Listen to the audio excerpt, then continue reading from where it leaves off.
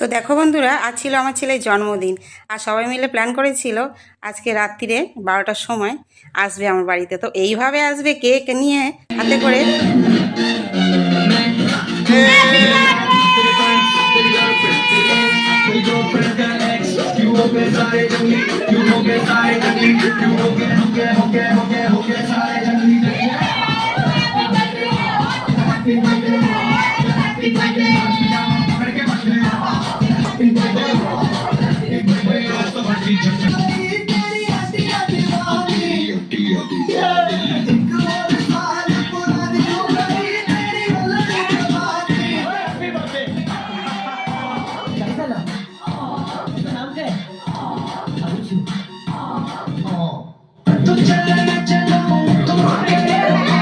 তো এই কেকটা ছিল কেশর পেস্তা। তো ওরা বলছে বড় বড় করে পিস করে কাটো বড় মা, বড় বড় করে পিস খাবো, কারণ অর্ধেক লোক তো ঘুমাচ্ছে আর এরা বেশ বড় বড় কেক খাবে বলে মজা করছে।